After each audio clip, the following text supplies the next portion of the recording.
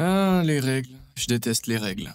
Elles vous disent toujours quoi faire, quoi ne pas faire, ce que vous pouvez faire et ce que vous ne pouvez pas faire. Elles me rendent fou. Mais comme j'aime à le dire, là où il y a une règle, il y a probablement une faille. Et certaines personnes très intelligentes ont découvert les failles les plus drôles et les plus créatives qui soient. De la réinvention de l'entraînement au baseball à la supercherie de 20 000 $ infligée à Spotify, voici encore d'autres génies qui ont brillamment déjoué le système.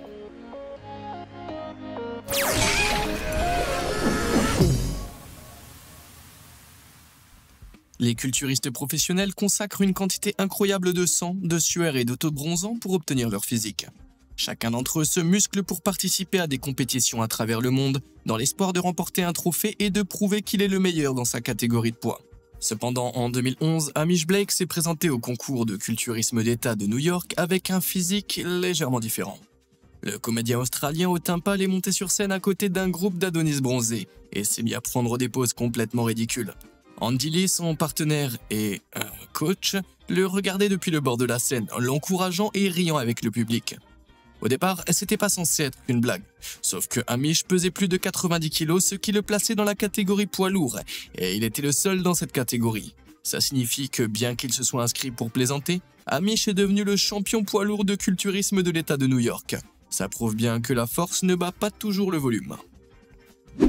Depuis que les plateformes de streaming musical telles que Spotify sont devenues populaires, les artistes ont de plus en plus de mal à gagner leur vie grâce à leur musique.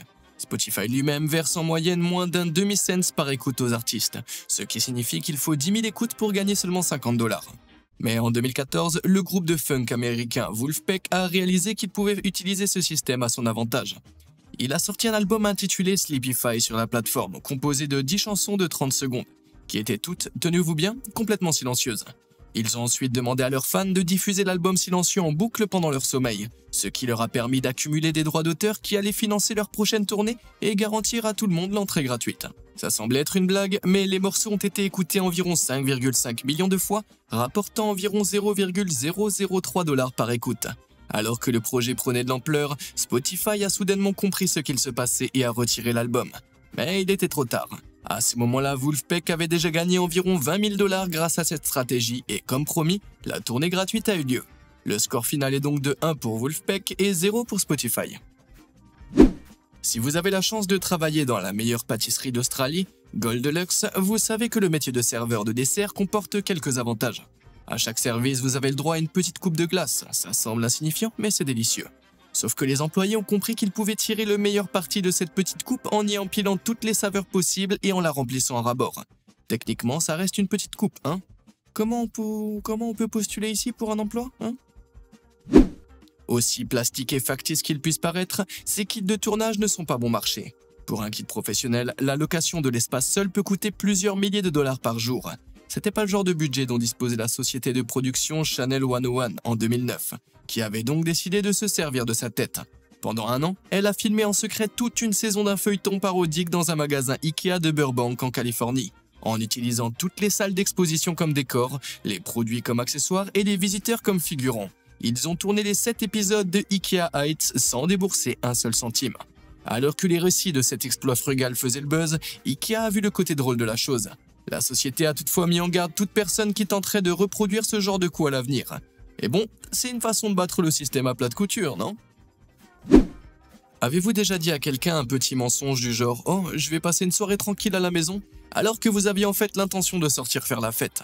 Avant, c'était beaucoup plus facile de s'en tirer. Mais avec l'invention des applications photos comme Snapchat, les utilisateurs des réseaux sociaux ont dû faire preuve d'inventivité pour prouver qu'ils sont là où ils disent l'être. Comme James ici.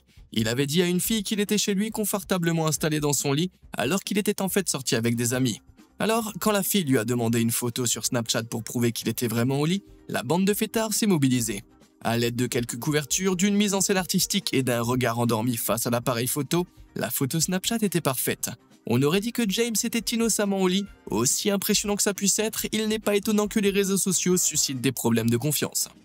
Eh bien, pour ce que ça vaut, je promets de ne jamais vous mentir sciemment. Si vous me faites confiance, n'hésitez pas à cliquer sur les boutons j'aime et s'abonner ci-dessous. C'est terminé pour ce petit exercice de confiance? Super, alors quel génie on a ensuite? Les enfants, c'est du travail. Ils courent partout, crient et jouent toute la journée et semblent avoir une énergie inépuisable. Les parents en revanche ont une réserve limitée d'énergie et ont souvent besoin de s'asseoir toutes les 5 minutes. Si seulement il existait un moyen de jouer à la balle avec ses enfants sans quitter le confort de son fauteuil. Eh bien, un père du nom de Derek Radley a trouvé la solution ultime. En attachant la balle de son fils au crochet de sa canne à pêche, l'enfant peut frapper la balle aussi fort qu'il le souhaite et Derek n'a qu'à s'asseoir et à la ramener. C'est en gros l'équivalent pour les enfants des lanceurs de balles automatiques pour chiens. Ouais, c'est une idée géniale. Dans la 4e partie de cette série, on a découvert des mamans incroyables qui ont réussi à faire prendre leurs médicaments à leurs enfants sans avoir à subir de crise que leur goût horrible peut provoquer. Cependant, Yasmine Alexa Vargas a stupéfié les pages Facebook familiales en publiant une vidéo de son fils prenant ses médicaments sans faire de caprice. Au lieu de cacher le liquide ibuprofène, Yasmine a simplement fait semblant de ne pas savoir comment utiliser le médicament. Son fils s'est alors précipité à son secours, lui montrant joyeusement comment extraire le liquide à l'aide de la seringue. Lorsqu'elle lui a demandé ce qu'elle devait faire ensuite, il a mis la seringue dans sa bouche, a appuyé sur le piston et a tout avalé tout seul. Ça, c'est une technique de psychologie inversée digne d'un dieu qui évite tout le monde d'un mal de tête. Certains d'entre nous sont toutefois plus doués pour s'occuper des plantes que des bébés. Oui, je parle au nom de tous les fiers parents de plantes. Le seul problème avec les plantes, c'est qu'une fois qu'on en achète quelques-unes, il est impossible de résister à l'envie d'en acheter d'autres. Surtout les plantes succulentes. Elles sont tellement agréables à regarder. Ainsi, lorsque l'utilisateur de Reddit KittyCat03 a promis à son mari de ne plus acheter de plantes succulentes, il savait qu'il devait résister à la tentation. Mais le problème, c'est qu'avec les plantes succulentes, c'est qu'elles sont faciles à multiplier. C'est-à-dire à faire pousser une plante entièrement nouvelle à partir d'une seule feuille saine coupée.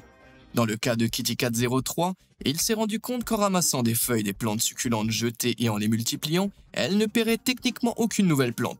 Mais je pense pas que ce soit le problème de son mari. Si ramasser des feuilles jetées est acceptable, arracher des feuilles de plantes saines qui ne vous appartiennent pas est un peu criminel. En fait, certaines pépinières ont même inventé le terme de prop lifting pour désigner cette pratique. À mon avis, c'est un jeu de mots qui est criminel. À l'aéroport, l'un des endroits que je déteste le plus au monde. Les files d'attente, les règles, les frais supplémentaires, les retards et la nourriture hors de prix me stressent vraiment. Je devrais peut-être m'inspirer de l'utilisatrice TikTok Sugar Tilly. Dans certaines de ses vidéos, elle explique qu'en feignant de boiter dès que vous passez les portes de l'aéroport, vous pouvez obtenir une assistance en fauteuil roulant. Le personnel vous conduit alors à travers l'aéroport, vous passez la sécurité en 20 minutes et ils peuvent même vous les surclasser.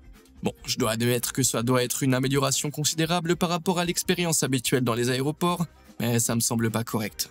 Bien sûr, ça évite du stress, mais quelqu'un qui a vraiment besoin de ce fauteuil roulant pourrait être obligé d'attendre que vous vous leviez pour le libérer. Donc, à mon humble avis, il ne s'agit pas tant de contourner le système que d'en abuser. Mais qu'est-ce que vous en pensez? Donnez-moi vos avis là-dessus dans les commentaires.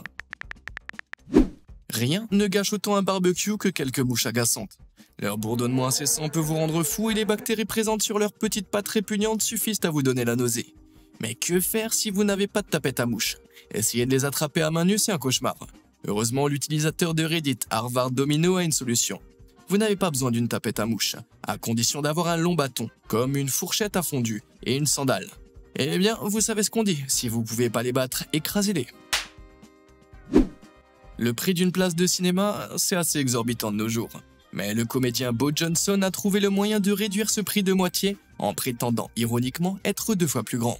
Lui et son meilleur ami ont voulu faire une blague à leur cinéma local en faisant entrer l'un d'eux en cachette, dans les vêtements de l'autre. Ils se sont d'abord entraînés chez eux pour trouver la meilleure configuration. Ils ont rapidement compris qu'il leur suffisait que l'un d'eux s'accroche comme un koala à la poitrine de l'autre avant d'enfiler des vêtements trop grands pour avoir l'air d'un seul homme énorme. C'est ainsi que sur le parking du cinéma, ils ont pris position, ont enfilé les vêtements et ils sont allés. De la commande de 2 billets pour 3 au contrôle des billets à l'entrée, personne n'a sourcillé. Ils ont finalement réussi à se séparer dans l'ascenseur, puis à aller voir leur film sans avoir à payer de billets supplémentaires. C'est peut-être parce que j'ai vu comment ils s'y sont pris, mais il me semble tellement évident qu'il y a quelqu'un là-dessous que je suis surpris que personne n'ait rien dit. Peut-être avait-il peur de l'offenser, s'il était vraiment aussi gros. Je veux dire, il n'y a rien de plus humiliant que de demander à quelqu'un quand son bébé va naître pour entendre répondre qu'elle n'est pas enceinte. Bon, Bo et son copain ont clairement profité de la situation pour voir Avengers à moitié prix. Whatever it takes. Le touting ou scalping est devenu un problème majeur pour les festivals et les événements ces dernières années. Pour ceux qui ne connaissent pas, il s'agit de personnes qui cherchent à gagner rapidement de l'argent en achetant de grandes quantités de billets très demandés pour les revendre ensuite à un prix beaucoup plus élevé. Ainsi, en 2022, le célèbre festival de musique britannique Glastonbury a commencé à demander aux détenteurs de billets de télécharger une photo d'eux-mêmes qui serait utilisée pour vérifier leur identité à l'entrée. Une idée plutôt astucieuse, sauf que les revendeurs ont commencé à télécharger des images génériques sur le site, pensant que la sécurité ne les vérifierait pas de trop près. Un jeune homme n'avait apparemment pas compris le principe et a fini par acheter un billet au marché nord avec la photo d'une femme blonde d'une quarantaine d'années. Au lieu d'admettre sa défaite, notre homme s'est mis du rouge à lèvres, a enfilé une perruque blonde, des lunettes de soleil et un grand chapeau, et a tenté sa chance. Une fois que les médias ont eu vent de cette histoire hilarante, ils ont trouvé des photos de lui prises à l'intérieur du festival, prouvant que son déguisement avait effectivement fonctionné. Cependant, d'autres ont remarqué que la photo avait été prise alors qu'il était encore dans la file d'attente. Eh bien, rien que pour cet acte audacieux, je pense que ce type mériterait d'être laissé entrer, car une performance de cette qualité a sa place sur la scène principale. Mais c'est pas la seule façon dont les gens ont contourné les règles strictes de Glastonbury en matière de billetterie. Chaque année, environ 63 000 billets sont distribués aux artistes et au personnel du festival, y compris les agents de sécurité, les bénévoles, les commerçants et le personnel médical. Maintenant, si vous avez l'air crédible et que vous faites semblant d'être passé, les agents de sécurité ne vous arrêteront pas toujours pour vérifier votre billet, comme l'a découvert le père de Molly Jo, utilisatrice de TikTok. Au lieu d'acheter un billet, lui et son ami ont acheté un kit d'uniforme de secouriste et sont entrés sans problème. Ils se sont même filmés en train de s'amuser et de profiter de tout ce que le festival avait à offrir, à la grande surprise de plusieurs spectateurs. Espérons que personne ne les ait pris pour de vrais ambulanciers, sinon tout le plaisir aurait été gâché. Les règles relatives aux photos de permis de conduire varient d'un pays à l'autre, mais la plupart sont assez strictes. Pas de chapeau, pas de couvre-chef, rien qui cache le visage. C'est ennuyeux, mais nécessaire pour une photo d'identité. Il existe toutefois quelques exceptions pour les vêtements liés à la liberté de religion, tels que les habits religieux ou les turbans selon l'endroit où vous vous trouvez dans le monde. Aujourd'hui, il est incroyablement plus facile de créer une nouvelle religion que de contourner les lois sur les photos de permis de conduire. À cette fin, en 2005, une nouvelle religion appelée Église du monstre en spaghetti volant a été créée. Ses followers, surnommés de manière hilarante les pastafariens, soutiennent l'existence d'une entité à base de glucides qui, selon eux, aurait créé l'univers, contrôlerait la gravité et serait également composé de spaghettis et de boulettes de viande. Bien qu'il ne s'agisse pas exactement d'un ensemble de croyances traditionnelles et que cette religion a été classée par certains organismes gouvernementaux comme pure satire, elle répond aux critères requis pour être considérée comme une religion légitime dans de nombreux endroits à travers le monde. Bien que de nature satirique, certains pastafariens continuent de tester les limites de ce qui sera accepté comme faisant partie de leur religion. Par exemple, certains prétendent exprimer leur liberté religieuse en portant une passoire sur la tête. Ouais, vous voyez où je veux en venir. Au fil des ans, les régions qui ont connu l'église du FSM et autorisé le port des couvrements religieux sur les photos de permis de conduire ont accepté, ou à tout le moins, ont dû envisager d'autoriser les membres de l'église à porter des passoires sur la tête sur leurs photos d'identité. Ça a été autorisé dans des cas limites au Royaume-Uni, en Autriche et même en Russie. Mais cette pratique est contestée dans la plupart des États américains et totalement interdite dans d'autres. Pourtant, des États comme le Massachusetts ont dû accepter des photos avec des passoires sur la tête dans le passé pour des raisons religieuses.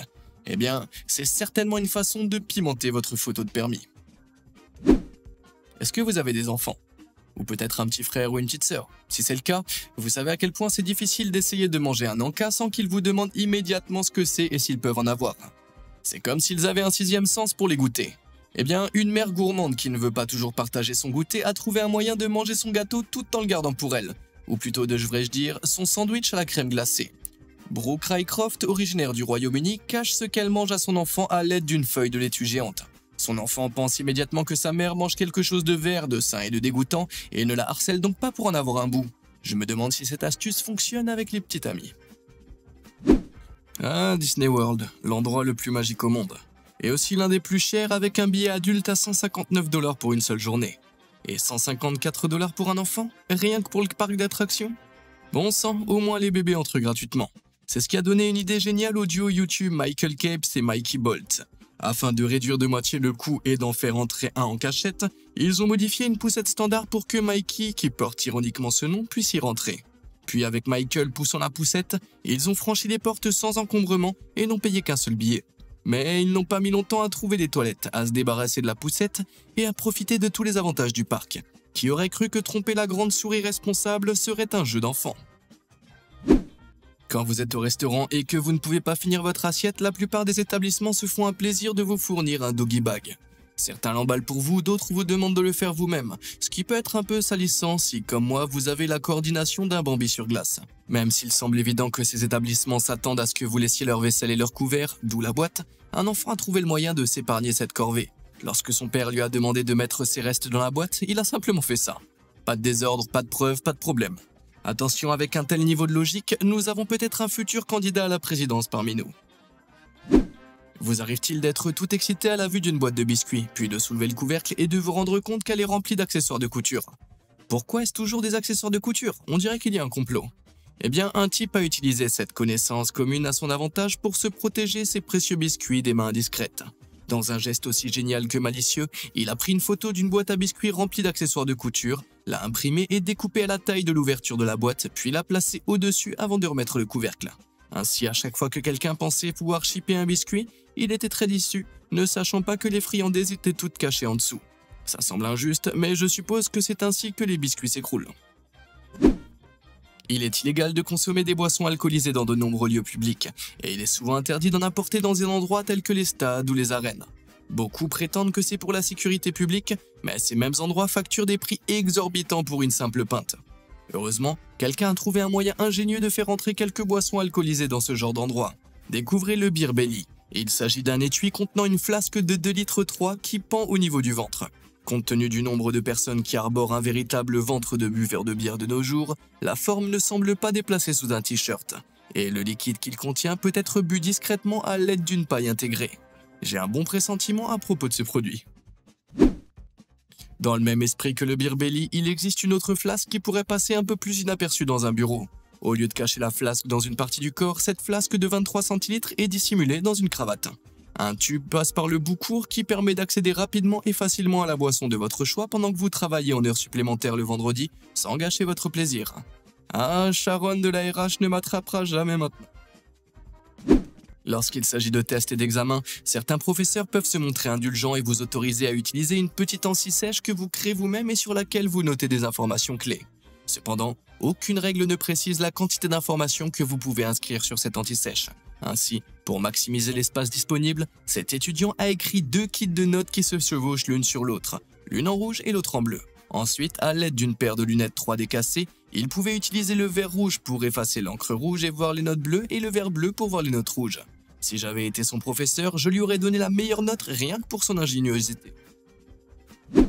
Maintenant, pour les examens où les anti-sèches sont interdites, certains étudiants ont recours à des tactiques plus discrètes. Vous avez probablement tous entendu parler d'étudiants qui introduisent des téléphones en cachette dans les salles d'examen, ou qui cachent des réponses sur des cartes dans leurs manches. Mais il existe des méthodes encore plus sournoises, ou devrais-je dire, sous les ongles. Pour éviter d'avoir à se creuser la tête pour trouver des informations essentielles, cet étudiant a créé des versions miniatures de chaque formule et les a collées sous ses ongles. On ne peut pas lui reprocher le niveau de créativité dont il fait preuve pour y parvenir. Cependant, je peux m'empêcher de penser que s'il avait consacré autant de temps et d'efforts à apprendre les formules, il se serait peut-être évité de devoir plisser les yeux pour regarder ses mains pendant l'examen. Je sais pas, qu'est-ce que vous en pensez? Est-ce une formule gagnante ou une astuce perdante? Dites-le moi dans les commentaires. On ne mérite vraiment pas d'avoir des chiens. Ils nous aiment inconditionnellement et nous pouvons même leur apprendre à ne plus faire des choses que nous n'aimons pas, comme monter sur le canapé. Cependant, un chien a compris que descendre du canapé n'était pas la même chose que de monter dessus. Et quand son maître est revenu et l'a trouvé dans cette position, il n'avait pas grand-chose à dire. Soit le chien a trouvé un moyen ingénieux de contourner les règles, soit il faisait semblant d'être un trousseau de clés perdu dans l'espoir d'attirer l'attention. Et ce n'est pas le seul chien à avoir compris comment suivre techniquement les ordres de son maître. Ce toutou très mignon, c'est qu'il n'a pas le droit d'entrer dans la cuisine, mais parfois il aime bien frôler la ligne, ou plutôt la renifler, juste pour se rapprocher un peu plus de son humain adoré, ou de la nourriture qu'il est en train de cuisiner. Oui, ayant moi-même un chien, je sais pratiquement que c'est la deuxième option. Mais il n'y a pas que les chiens qui savent contourner les ordres avec ruse. Bien qu'ils ne soient pas vraiment réputés pour leur capacité à être dressés, les chats peuvent être tout aussi rusés, comme le chat de l'utilisateur TikTok Yaredi King, qui sait pertinemment qu'il n'a pas le droit de monter sur le plan de travail de la cuisine, mais il a compris que s'il laissait ses pattes arrière sur le siège haut, il n'est techniquement pas entièrement sur le plan de travail et ne s'attire donc pas d'ennui. Malgré son ingéniosité, il s'en est tiré de justesse. Être une femme, c'est difficile, mais être une femme qui est également streameuse de jeux vidéo, c'est encore plus difficile. Aujourd'hui, la plupart des amateurs de streaming de jeux vidéo sont ravis de regarder quelqu'un jouer à un jeu en incarnant un personnage féminin peu vêtu. Cependant, si une streameuse s'habille de la même manière pendant ses lives, les insultes qu'elle peut recevoir sont choquantes. Allons les gars, ça s'appelle le double standard pour une bonne raison. On ne peut pas avoir le beurre et l'argent du beurre. Sauf qu'une streameuse a trouvé le moyen de contourner ce paradoxe pervers. Voici la streameuse Twitch et incroyable cosplayeuse Pooper Noodle. Elle voulait incarner Vikas, un personnage du jeu Lost Ark, et a décidé de rester fidèle au design, disons, exagéré du personnage. Elle a donc acheté une cuirasse avec de gros atouts factices et l'a portée pendant le stream. Non seulement elle avait l'air crédible, mais elle a soigneusement dissimulé le décolleté de la cuirasse avec un collier, donnant ainsi l'impression que ses atouts étaient réels. Mais elle a rapidement précisé qu'ils n'étaient pas réels dès le début du stream. Et comme elle n'était pas techniquement sous-habillée, l'armée de pervers sur internet n'a pas trouvé grand chose à dire. Ils se sont donc tus et l'ont regardé jouer pendant la majeure partie du stream, à tel point que ses statistiques ont augmenté d'environ 99%, même si ses attributs étaient 100% faux.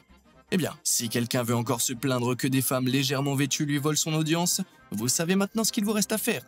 Rien ne vous empêche d'aller acheter une cuirasse pour vous-même.